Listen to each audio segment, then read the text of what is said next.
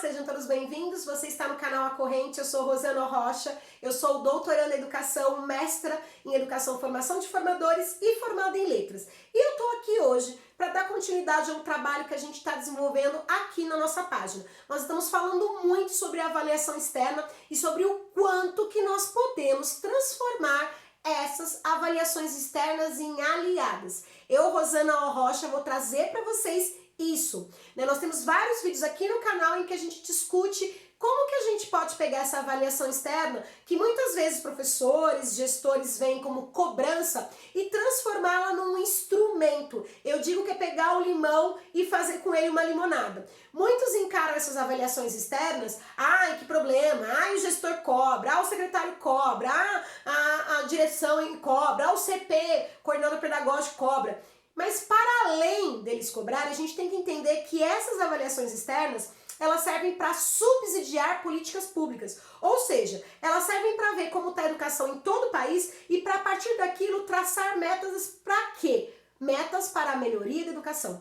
E nós mesmos, dentro da nossa escola, podemos fazer isso. Como? Nós pegarmos esses resultados dessa avaliação externa e utilizar esses resultados para ter um panorama, para ter uma fotografia de como que nós estamos. É um levantamento de dados que essas avaliações externas trazem, que mostram pra gente onde nós estamos, e aí a partir de onde nós estamos, nós podemos pensar onde nós temos que chegar e a partir disso traçar um planejamento pedagógico, um plano de ação eficaz. Então, as avaliações não são limões que vão só prejudicar. Pelo contrário, elas podem ser usadas para facilitar o trabalho pedagógico, se elas forem usadas como orientação. E é nesse sentido que a gente tem vários vídeos que dizem sobre avaliação externa aqui no canal. Procura aquele que melhor se adequa a você, entenda as avaliações externas e faça desse limão, considerado por alguns professores e gestores, uma bela limonada.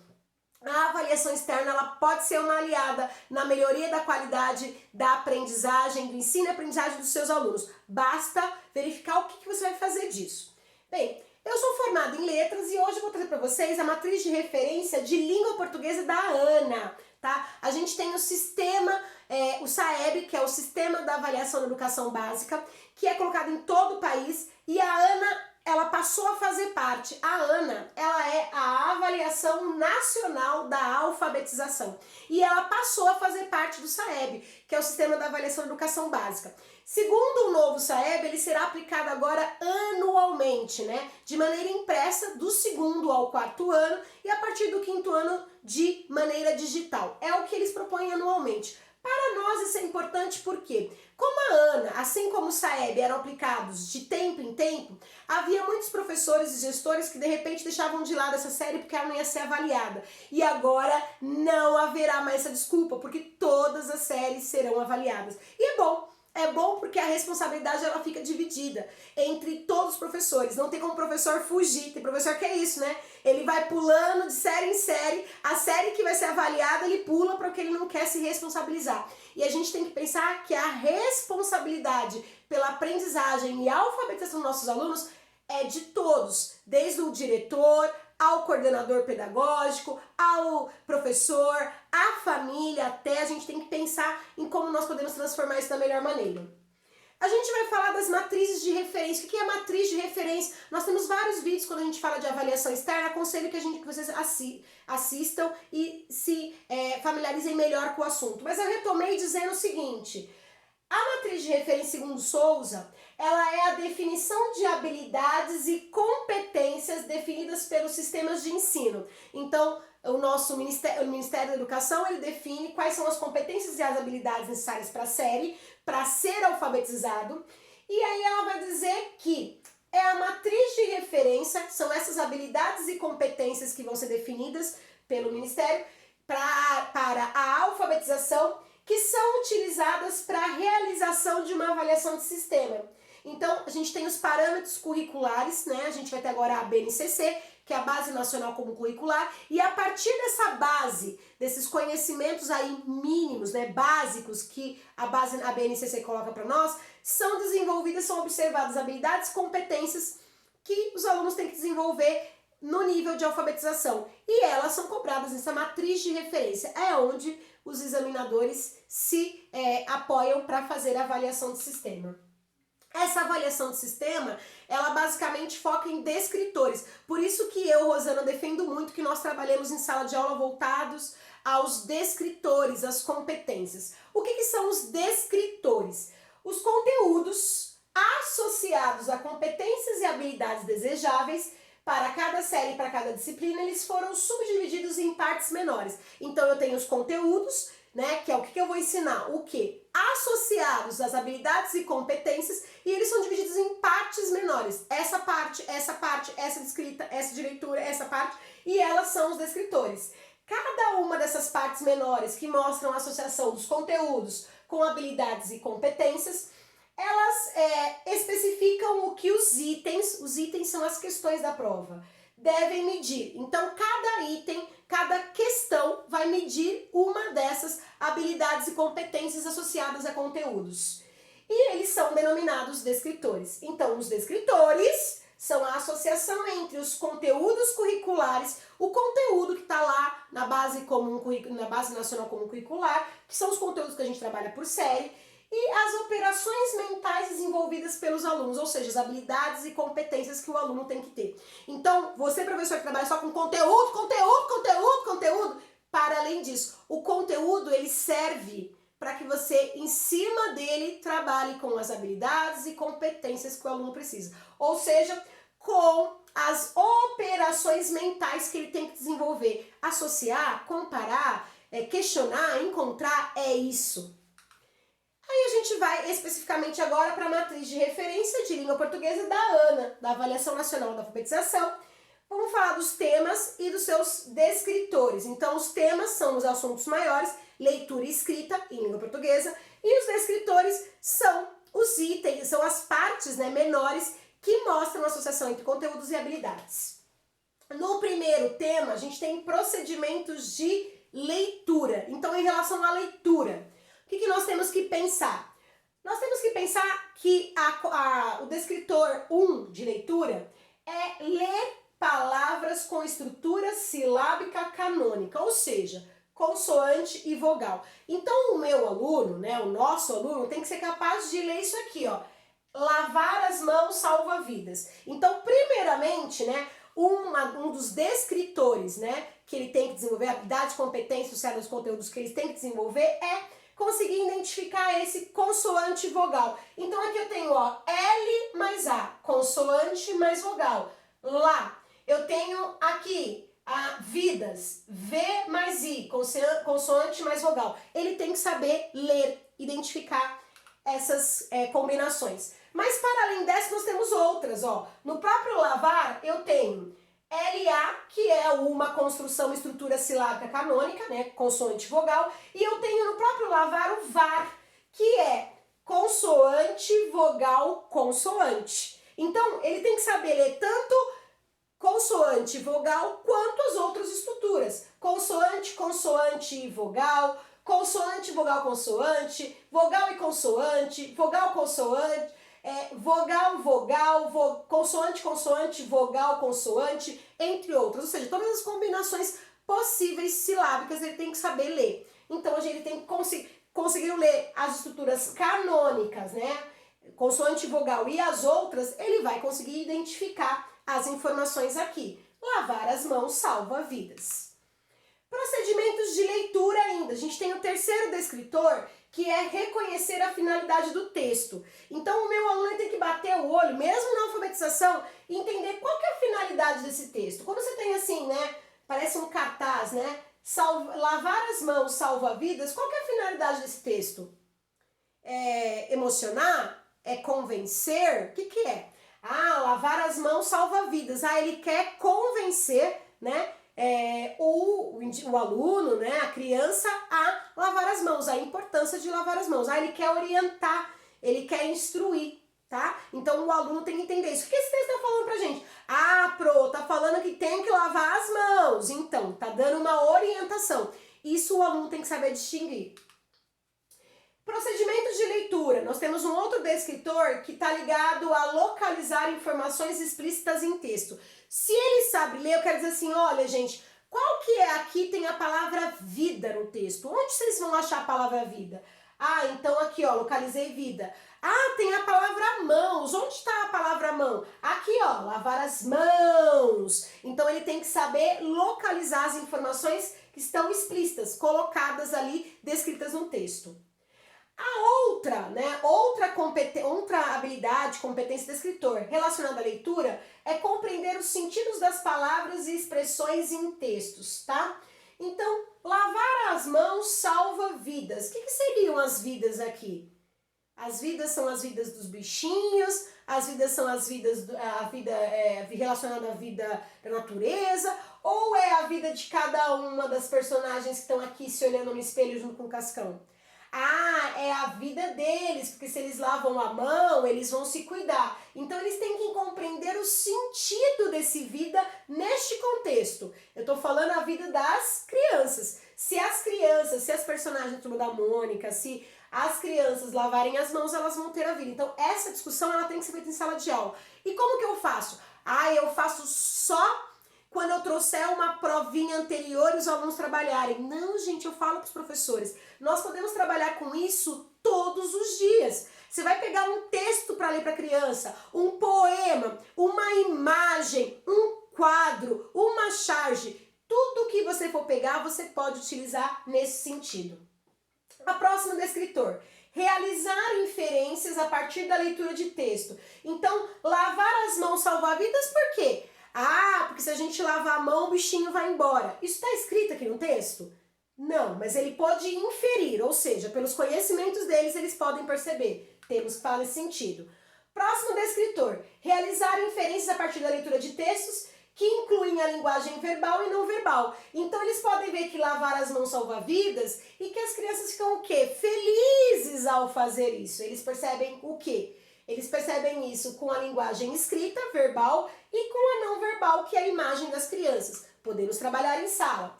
Próximo descritor, identificar o assunto de um texto. Tá falando do que aqui? Lavar as mãos salva vidas. Ah, coronavírus. Então a gente tem que pensar neles identificarem o assunto. Próximo, estabelecer relações entre partes de um texto marcadas por conectores. Então a gente tem aqui, lavar as mãos salva vidas. Como que a gente pode pensar então essas vidas? O que tem a ver vida com a mão? O que essa parte tem a ver com essa? Ah, é porque se a gente lava a mão, a gente evita pegar o bichinho e entrar e fazer mal para nós. Então a gente tem essa concepção. Esses são os procedimentos de leitura. Procedimentos de escrita. Quais que nós temos? Grafar palavras com correspondências regulares diretas. Então ele vai grafar lá corona, vírus. Então ele ouve e escreve com a correspondência direta, tá?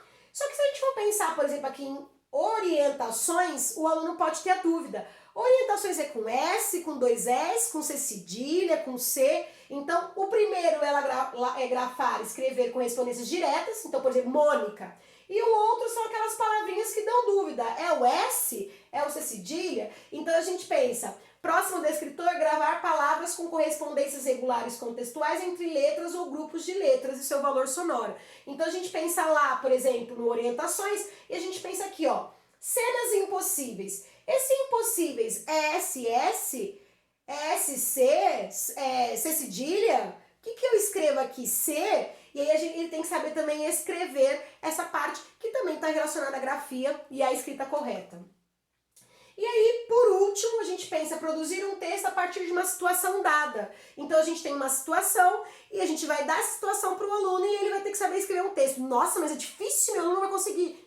Dentro das possibilidades de escrita dele, do repertório dele. A gente costuma subestimar muito a criança. Eu tenho crianças aí que eu presencio, que estão no segundo, terceiro ano, escrevem textos melhor, às vezes mais estruturado do que alunos de ensino fundamental 1 ou 2, né? Fundamental 2 ali, no final do fundamental 1. Então, se nós dermos a oportunidade para as crianças, elas conseguem. Então, gerar o conteúdo textual de acordo com o gênero solicitado, faça um bilhete, faça uma história, uma narrativa, assim por diante. Organizar o conteúdo textual, estruturando os períodos, utilizando recursos como, por exemplo, aí, então, depois. Por isso que ler para a criança, né, aumenta o repertório dela, inclusive para que ela possa escrever depois. Pontuar o texto. Ah, ele falou isso. Ah, 2 pontos. Travessão, pontuação, ponto final. Então, pontuar o texto. Usar convencionalmente os espaços entre as palavras no texto. Então, saber as palavras que são juntas, que são separadas. Fazer o uso de letras maiúsculas, segundo as convenções, início da frase, nomes próprios. Grafar convencionalmente as palavras do texto. Ou seja, utilizar o que nós falamos, né? Das correspondências, assim, regulares, diretas e das outras correspondências. Então eu trouxe um exemplo aqui. Produzir um texto a partir de uma situação. A gente tem aqui o Chico Bento, pegou, né, um saco na mão e aí ele tá saindo e vai enterrar. O que tem aqui? Ah, tem semente, tem dinheiro, tem isso aqui. E cada um vai inventar uma história a partir disso. O aluno consegue? Se a gente for dando oportunidade, sim. Talvez no início ele não conseguisse escrevendo, mas ele pode falar de maneira oral, primeiramente. Ah, o Chico Bento, nananana. A professora vai auxiliando na escrita. Futuramente a gente vai mostrando para esse aluno essa convenção. E aí quando chegar na avaliação, na ANA, esse aluno tem que conseguir produzir um texto a partir de uma situação dada, no caso nosso, essa. Rosana, acabou. Esses são os descritores para a ANA, para a alfabetização, para a avaliação nacional da alfabetização. Mas eu sei que a gente tem que preparar nosso aluno para sempre. Então eu estou trazendo aqui também alguns descritores que podem ser trabalhados, que vão ser lá na frente, mas que a gente já pode antecipando. Ai, Rosana, para quê? Porque é uma coisa que a gente já vai habituando o aluno. Não é esperar o aluno fazer. Eu posso, por exemplo, identificar o humor, identificar o humor no texto. Isso eu posso fazer, independente se o aluno está alfabetizado ou não. E isso é um descritor cobrado lá no 5º ano. Então a gente já pode ir pensando aos pouquinhos, claro que não puxando, mas e como utilizar esses descritores.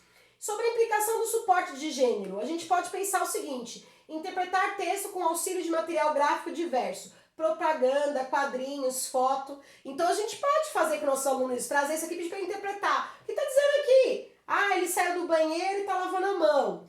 Tá olhando o quê? Depois de ir ao banheiro, você não lava as mãos também? Então ele tá bravo, né? Da gente tá olhando e questionando. O que esse texto está dizendo? Ah, que a gente tem que lavar a mão quando sai do banheiro. A gente vai estar interpretando o texto com auxílio o quê? Do rostinho dele, né? Do material gráfico diverso, da linguagem verbal do texto escrito e do rostinho dele.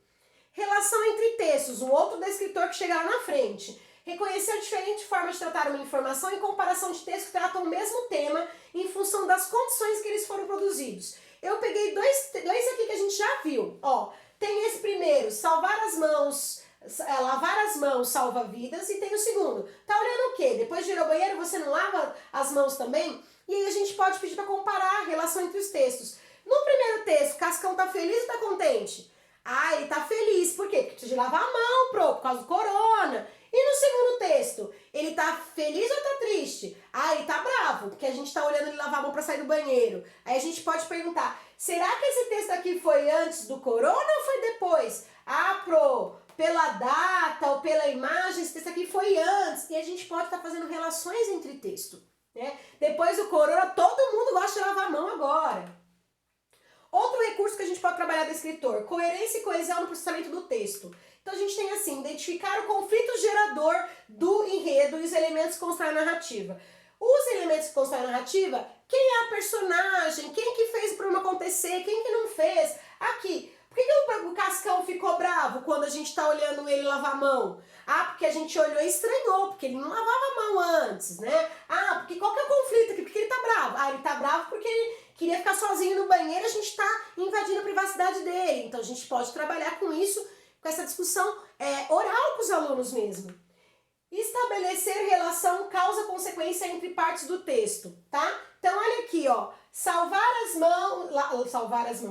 as mãos salva a vida. Você tem aqui ele felizinho, né, tá no centro, todas as crianças lavando a mão por causa do coronavírus. E você tem, olha o contrário, aqui ele tá bravo, né, porque foi antes do corona, né, gente? E aqui ele tá feliz lavando as mãos. Por que ele tá feliz lavando as mãos? Porque ele precisa de lavar a mão para se proteger do vírus. Então a gente vai fazer o quê? Qual que é a causa? O vírus, qual que foi a consequência? Veio e causou o quê? A causa foi o vírus e a consequência é que as pessoas terem mais hábitos de higiene. Cascão lava a mão. Então a gente pode fazer isso. Qual foi a causa do corona? carona pro Cascão. E aí a gente pode trabalhar com isso.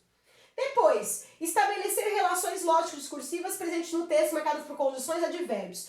E aí eu peguei conjunções e advérbios. Então a gente pode falar assim, segura aí, Mônica, como que é aí? Aí é um local. Opa, eu não. Não é o quê? Afirmação ou negação? Tô trabalhando aqui, gente, com a parte de advérbios, de tempo, de negação. E aí a gente tem, né? Segura aí, Mônica. Opa, esta era a última. Pega, Mônica. Eu não. As melhores vitórias são compartilhadas, elas dividem, né? Depois, relações entre recursos de sentido. Identificar efeitos de ironia ou humor. Banho bom é banho de sol, tá? O que ele tá dizendo isso? Qual que é o humor? Qual que é a graça aqui? A graça, o humor, é porque ele tá dizendo que ele gosta de banho, mas, né? Mas só um banho de sol, porque o banho com água ele não gosta. Então a gente pode trabalhar isso com os alunos. Identificar o efeito decorrente do uso de pontuação. Vamos brincar de tiro ao alvo? Ele tá mandando ou tá perguntando? A gente pode questionar um aluno. Variação linguística. Aqui, professor, você pensou que eu ia trazer o Chico Bento, né? Pensou que eu ia trazer uma variação, uma variante diatópica, que fala de lugar, né? Não, eu trouxe uma variação, né, em relação a regional. Você achou, vai trazer uma variação regional. Não, eu trouxe uma variante diastrática, que é relacionada à idade. Essa variação linguística, então, identificar as marcas linguísticas que evidenciam o locutor e interlocutor. Quem que fala? Quem que está se expressando ali? Então, o Chico Bento é um clássico do Menino do Campo, mas eu não trouxe ele, eu fugi, né? Eu falei, todo mundo vai pensar que eu tô trazendo o Chico Bento. Aí eu trouxe a menininha. Então, nós somos as meninas superpoderosas, a Mônica e a sua turma. Não, nós que somos as meninas superpoderosas mesmo. E aí, vira uma menininha, uma criança. Eu sou superpoderosa e fofa. E aí todas elas... Então nós temos o que aqui? Quem é o locutor? Quem tá falando? Por que ela fala Por que ela fala superpoderosa? Porque ela é uma criança, uma variante que indica a idade. Então percebam, a gente não forçou nada aqui, eu tô deixando as referências, nós não forçamos aqui a criança. A gente vai com texto, em sala de aula, trabalhando com os descritores. Tanto os descritores da série, quanto a gente pode, como eu mostrei aqui, usar alguns descritores que são utilizados mais pra frente, mas que se o aluno já é familiarizado, ele fica cada vez mais preparado, tá? A gente tem que pensar que é a aprendizagem do nosso aluno o foco. E isso pode ser de maneira prazerosa, com imagem, com desenho, com vídeo. A gente tem que usar a nossa imaginação, as metodologias ativas, tá bom? A gente se encerra por aqui. Minhas referências são Souza, Clarilza de Prado, Dimensões da Avaliação Educacional e a parte do SAEB, que é que traz as matrizes de referência. Que nós façamos desta quarentena um limão, mas não de problema, uma limonada de conhecimento, tá bom? Meu nome é Rosana Rocha, se você gostou do vídeo, compartilha, eu tenho certeza que vai ajudar muitos professores. Nós vamos fazer um de matemática, tá? Com especialista, com professor especialista em matemática. Um grande beijo pra vocês e até a próxima. Tchau, tchau!